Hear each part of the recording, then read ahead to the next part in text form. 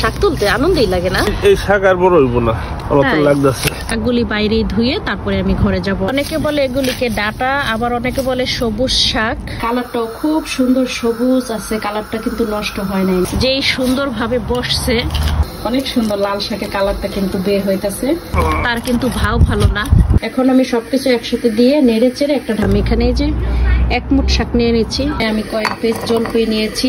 আমার মন চাই আর দরিয়া শুয়ে থাকতে। সবই কিন্তু আমার বাগান থেকে তোলা এই শাক। সব শাক নিয়ে এখন ঘরে চলে যাব। একদম কেটে বেছে পরিষ্কার করে নিয়েছি, ঘরে গিয়ে ধোয়ার পালা। তবে ভাবছি ঘরে ধোবো না। আসসালামু আলাইকুম, কেমন আছেন সবাই? আশা করি সবাই আলহামদুলিল্লাহ অনেক ভালো আছেন, আমরাও অনেক ভালো আছি। আজকে আমাদের শখের বিলেত বাগান থেকে কি শাক তুলবা? এই শাকের নাম কি? বিলাতি ডাটা। বিলাতি ডাটা? এখন তুমি নাম দিলা কি? বিলাতি ডাটা। ক্ষেতের কি সব তুলে ফেলাবা না কি করবা? সব সব রাখবো না। আজকে লাল শাক তুলবা না? শুধু ডাটা? আপনাদের ভাইয়া আজকে ক্ষেতের ডাটা শাক রাখবে না, আজকে সব তুলে ফেলবে। সব তুলে ফেলাইবা না? আমাকে তো বলছে অনেকগুলি চালনি টালনি যা আছে সব নিয়ে আসো, তোমাকে শাক তুলে দিই। কিন্তু এদিকে লাল শাক তুলবা না, লাল শাক তো বড় হয়ে গেছে। হ্যাঁ, একসাথে উঠালে খাওয়া যাবে না। আমি আজকে ডাটা শাক সব তুললে তো অনেক হবে, ভাবছিলাম আর একটু বড় হবে, এই জন্য উঠাই নাই। কিন্তু এখন এই যে শাকে ফুল এসে পড়ছে, এখন তুইলা ফেলাইতে হবে, কারণ এখন যদি না তুলি এটা শক্ত হয়ে যাবে, পরে আর খাওয়া যাবে না। না, অনেকে বলে এগুলিকে ডাটা, আবার অনেকে বলে সবুজ শাক। তুমি তো এটার নাম দিছো বিলেতি শাক, কি জানি বললা একটু আগে, এটার নাম কি দিলা? বিলাতি শাক। বিলাতি শাক? আমার সাহেব বলে এগুলিকে বিলাতি শাক। বিলাতি ডাটা। ও, বিলাতি ডাটা। তো আপনারা আসলে এগুলিকে কি বলেন, কি শাক বলেন? আপনাদের কার অঞ্চলে কি নামে পরিচিত অবশ্যই কিন্তু কমেন্ট বক্সে জানাবেন। আজকে আমার সাহেব যেই সুন্দরভাবে বসছে, তার কিন্তু ভাও ভালো না। আমি বলছিলাম অল্প করে উঠাও, কিন্তু সে মনে হয় আজকে বাগানের সব শাকগুলি তুলে ফেলবে। কি করবা? এই পাশটা পরিষ্কার করে সব তুলে কি ফেলাইবা? ওটা মধ্যে ফুল হয়ে গেছে। লাল শাক? হ্যাঁ, এই লাল শাক এটাও খাওয়ার উপযোগী হয়ে গেছে গা। তো এই পাশে এখন যদি তুমি বেশ ফেলাই দাও, ডাটা খাওয়া হইতে হইতে, এটা শেষ হইতে হইতে, এটা খাইতে খাইতে আবার এই পাশে লাল শাকগুলি উঠা যাবে। মাটিগুলি রাস্তায় যাইতেছে।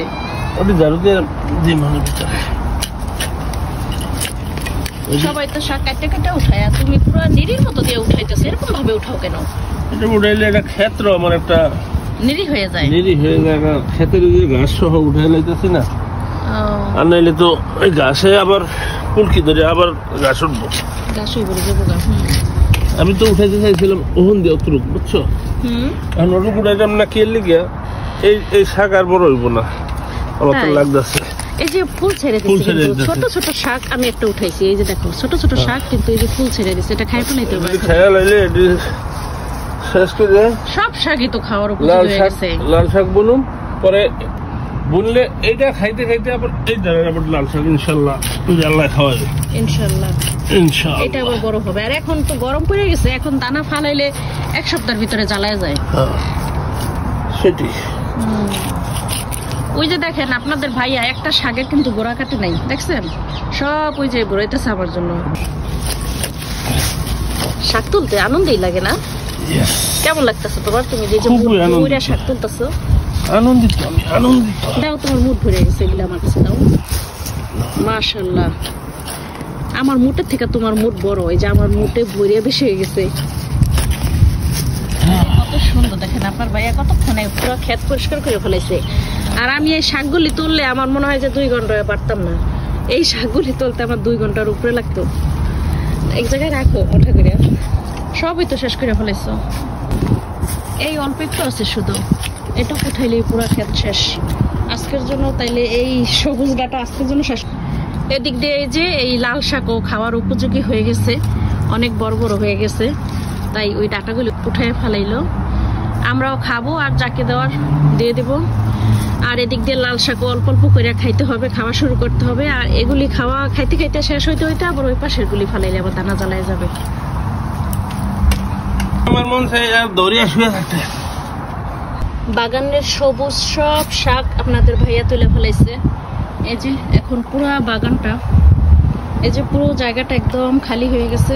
এই জায়গায় অন্য কিছু রোপণ করবে। আর এই যে অনেকগুলি শাক হয়েছে, এখন এগুলি বসে বসে এগুলো বাঁচতে হবে। এখন চলে গেছে ডাটা ক্ষেত নেড়ে দেওয়ার জন্য।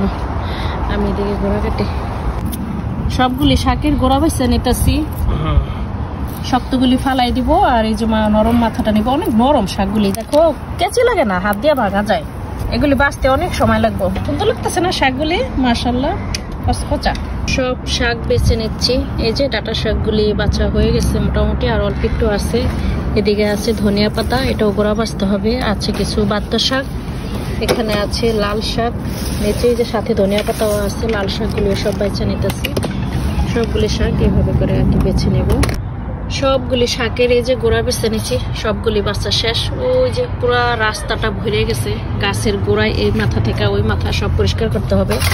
এই যে ধনিয়া পাতাগুলি অনেকগুলি হয়েছে মাশাআল্লাহ, এগুলি ওই যে গোড়া বেছে নিয়েছি। তারপরে এই যে ডাটা শাক, এখানে অল্প করে কিছু লাল শাক উঠাইছি, কারণ আমার ছোট ছেলে লাল শাকের ডাল খেতে খুব পছন্দ করে। ও বলছে আমাকে আজকে লাল শাকের ডাল রান্না করার জন্য। তো এখানে অল্প করে কিছু ওই যে ওইখান থেকে লাল শাক উঠাই দিল আপনাদের ভাইয়া। এগুলি দিয়ে একটু লাল শাকের টক রান্না করব। আর এই যে টমেটো শাক, এখান থেকে কিছু শাক আর কি নরম মাথা থেকে কয়েকটা শাক আর কি নিয়ে নিলাম রান্না করার জন্য। এই যে একদম শক্ত পাতাগুলি নেওয়া যাবে না, গাছের নরম যে পাতাগুলি মাথা থেকে নিতে হবে। আমি এখানে এই যে এক মুঠ শাক নিয়ে নিচ্ছি।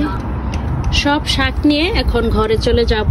একদম কেটে বেছে পরিষ্কার করে নিয়েছি। ঘরে গিয়ে ধোয়ার পালা। তবে ভাবছি ঘরে ধোবো না, আমি এখন এভাবে রাখি, বাইরেই ধোবো। কারণ এই শাকগুলি ধুইতে না অনেক পানির প্রয়োজন। তো এত পানি ঘরে পেসিংয়ে যদি আমি কাজ করি, তখন দেখা গেছে ওইটা পেসিংয়ে চলে যাবে। আর এখানে বাইরে যদি আমি এই পাইপের সাথে ধুয়ে নেই, তাহলে এই পানিটা আমার বাগানে আমি ছিটিয়ে দিতে পারবো। আর আমার গাছের জন্য অনেক ভালো হবে, মানে পানির কোনো অপচয় হবে না। তাই আমি পানির অপচয় করতে চাইতেছি না। শাকগুলি বাইরেই ধুয়ে তারপরে আমি ঘরে যাব। আপনারা কি বলেন? আপনাদের মতামত জানার অপেক্ষায় রইলাম।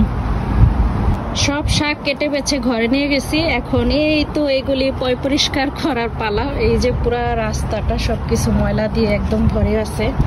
এখন এগুলি সব পরিষ্কার করব। মুখে লেগে থাকার মতো দুইটা রেসিপি আপনাদের সাথে এখন শেয়ার করব। আর সবই কিন্তু আমার বাগান থেকে তোলা এই শাক। তো আশা করছি আপনাদের ভালো লাগবে। তো শুরু করা যাক। শাক ধুয়ে তারপরে ছোট ছোট করে কেটে নিয়েছি। এই যে এরকম ভাবে সব শাক কাটছি। তারপরে এই যে এখানে সাথে পেঁয়াজ কুচি, কাঁচামরিচ কুচি আর স্বাদ মতো লবণ। এখন আমি সবকিছু একসাথে দিয়ে নেড়ে চেড়ে একটা ঢাকনা দিয়ে ঢেকে অপেক্ষা করব এই শাক সিদ্ধ হয়ে যাওয়া পর্যন্ত। লাল শাকের টক রান্না করার জন্য এখানে আমি এই যে লাল শাক মিডিয়াম সাইজ করে কেটে নিচ্ছি। একদম গুঁড়াও করি নাই আর একদম আস্তও রাখি নাই। সাথে এখানে স্বাদ মতো লবণ দিয়েছি, কিছু কাঁচামরিচ কুচি দিয়েছি আর দিয়েছি পেঁয়াজ কুচি। এখন এখানে আমি পানি দিয়ে দিব। এই শাক, পেঁয়াজ, মরিচ সবকিছু একসাথে সিদ্ধ হয়ে যাবে। আর সাথে আমি এখন কয়েকটু করে জলপাই ফ্রিজ থেকে নামিয়ে নিব। পানি দিয়েছি। এখন এই তো এখানে আমি কয়েক পিস জলপাই নিয়েছি, আস্ত জলপাই দিয়ে দিলাম। এখন এই জলপাই পানির সাথে সবকিছু একসাথে সেদ্ধ হবে। আপনাদের ভাই আর চিংড়ি মাছ পছন্দ না, তাই আমি এখানে আর চিংড়ি মাছ দিচ্ছি না। তবে আপনারা যদি চিংড়ি মাছ খেতে পছন্দ করেন, আপনাদের যদি কোনো রকম অ্যালার্জি না থাকে, তাহলে আপনারা সাথে চিংড়ি মাছ দিয়ে দিবেন। এখন চুলায় বসিয়ে দেব। বাগানের 3 রকমের শাক 3 চুলায় রান্না হচ্ছে। এদিকে এই যে লাল শাকের টক বসাই দিচ্ছি চুলায় জলপাই দিয়ে রান্না করার জন্য। আর এটা হচ্ছে সেই যে টমেটো শাক নিয়েছি, তো টমেটো শাক দিয়ে আমি একটু মাছের চচ্চড়ি করতেছি। আমি জানি না কেমন হয়, প্রথম খাইতেছি। তো এই রেসিপিটা আমি আজকে আপনাদের দেবো না, আমি আগে খাওয়ার পরে দেখবো যে ওটা খেতে কিরকম। তারপরে এই যে এখানে ডাটা শাক, এই যে এটা সিদ্ধ হয়ে আসতেছে, একটু নেড়ে চেড়ে দিব। এখন শাক সিদ্ধ হয়ে গেছে। এখন এটাকে বাগার দেওয়ার জন্য পুরোপুরিভাবে রেডি। এখন আমি রসুন কেটে নিয়েছি, শাক নামিয়ে নেব, তারপরে আর কি বাগার দেবো। যে সিদ্ধ হয়ে গেছে, কত সুন্দর কালারটা, একদম সবুজ আছে। আমি জাল দিয়ে শাকের কালারটা, বেশি জালে আর কি কালারটা নষ্ট করব না। শাক আমি এই যে তাওয়া থেকে নামিয়ে নিয়েছি। শাক পুরোপুরি ভাবে সিদ্ধ হয়ে গেছে। আর এইদিকে আস্ত একটা রসুন ধরে তারপরে আমি কেটে নিয়েছি। একটা একটা করে কোয়া ধরে কাটি না, এতে করে কি আমার অনেক সময় লাগে। আস্ত একটা ধরে তারপরে কাটি, পুরোটা কাটার পরে এইভাবে করে চোখলাগুলি আর কি আমি বেছে নেই। এভাবে বেছে নিলে তাহলে আমার কাছে যেমন কাজটা খুব সহজ মনে হয়, তাড়াতাড়ি হয়ে যায়। একটা একটা করে যখন কোয়া করি তখন অনেক সময় লাগে। চুলায় আমি একই ফ্রাই প্যান দিয়ে দিয়েছি, আর এখানে আমি রসুন কুচি দিয়েছি, সাথে একটু চিলি ফ্লেক্স দিয়েছি, শুকনো মরিচের ভাঙা গুঁড়া। আমি এখানে কাঁচা মরিচ দিয়েছি, তারপরেও এখানে আরেকটু শুকনো মরিচ দিলাম যাতে একটু ঝাল ঝাল হবে, খেতে ভালো লাগবে তাই। ওইদিকে ওই যে ওইটাও হচ্ছে চুলায় লাল শাকের টক। তো এটা এখন ভাজা হলে আমি শাকটা দিয়ে দেবো। এখানে এখন আর কিছুই দেবো না। একটু চিংড়ি মাছ দিলে মনে হয় যে ভালো লাগতো, তো আমি এখন দিতেছি না, কারণ চিংড়ি মাছ আপনাদের ভাইয়া খায় না, যার জন্য আমি অনেক কিছুতেই চিংড়ি মাছ দিই না। আর যখন দিই তখন আমি দুইটা আলাদা রেসিপি করি। তো এখন যেহেতু আমি একটা রেসিপি করব, তাই ভাবছি একটাই করি যাতে আমরা সবাই একসাথেই খেতে পারি। তো আপনারা চাইলে এখানে সাথে না একটু চিংড়ি মাছ দিতে পারেন, তাইলে চিংড়ি মাছের যে ঘ্রাণটা খুব ভালো লাগবে, খেতে আরো বেশি স্বাদ হবে। এই যে রসুন ভাজা হয়ে গেছে, এখন আমি এখানে শাক দিয়ে দিব। শাক কিন্তু একদম পুরোপুরি ভাবে সিদ্ধ হয়ে গেছে, তাই এখন এখানে অনেক বেশি আর কি ভাজতে হবে না, কারণ শাক কিন্তু বেশি যদি ভাজতে যাই তাহলে কালারও নষ্ট হয়ে যাবে, আর সাথে কিন্তু টকও হয়ে যেতে পারে। কালারটা অনেক সুন্দর সবুজ আছে। এখানে নামাই নেব। এই যে চুলা থেকে একদম সর্বশেষে নামাই নিচ্ছি, একদম ফাইনাল লুক। খুবই সুন্দর হয়েছে দেখতে, যেমন ইয়ামি হয়েছে, আর খাইতে তো সেই স্বাদ হয়েছে, অনেক মজা হয়েছে। আমি একটু লবণ চেক করে দেখলাম যে লবণটা ঠিকঠাক মতো আছে কিনা, তো খেতে খুব স্বাদ হয়েছে। কালারটাও খুব সুন্দর সবুজ আছে, কালারটা কিন্তু নষ্ট হয় নাই, না অনেক সুন্দর আছে, খুবই ভালো লাগতেছে। সবুজ শাক ভাজি শেষ। এখন চুলায় এই যে টমেটো না, এটা লাল শাকের টক। আবার শুধু টমেটোর টক মুখে এসে পড়ে, কারণ টমেটো টক এরকম লাল হয়, তাই না? অনেক সুন্দর লাল শাকের কালারটা কিন্তু বের হইতেছে। এখন এই শাক পুরোপুরি সেদ্ধ হইলে আমি তারপরে বাগার দিয়ে নেবো। এই ফাঁকে আমি একটা রসুন কুচি করে নেব, কারণ পেঁয়াজ তো আমি এখানে সাথে দিয়ে দিছি, তাই এটা বাগার দেব রসুন দিয়ে। এই জলপাইগুলি আমি এই লাল শাকের টকে দিয়েছিলাম, তো জলপাইগুলি এখন সিদ্ধ হয়েছে, আমি উঠাই নিছি। এইভাবে ভাঙ্গে তারপরে দিব, কারণ যেহেতু একটু টক রান্না করবো, এভাবে যদি এখন আমি ভেঙে না দিই তাহলে কিন্তু টক হবে না, আর টক তো একটু টক না হলে খেতে ভালো লাগবে না। ভাঙ্গা হয়ে গেছে, ভাঙ্গা দিছি। এখন একদম জলফয়ের পুরো টকটা আর কি বের হবে। টক বাগার দেওয়ার জন্য আমি রসুন কুচি করে নিয়েছি, আর সাথে একটুখানি সরিষা দিয়ে দিচ্ছি।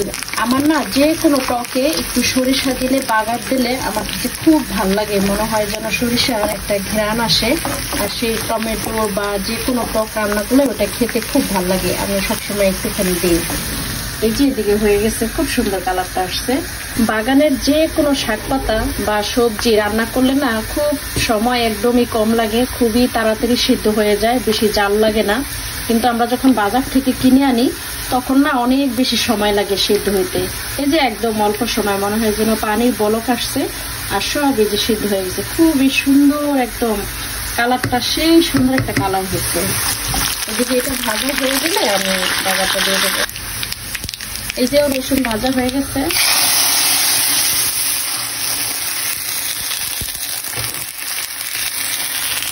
তৈরি হয়ে গেল লাল শাকের টক, একদম সর্বশেষ রান্না। এই পর্যায়ে আমি একটু লবণ চেক করে নিব, তারপরে এখন পরিবেশনের পালা।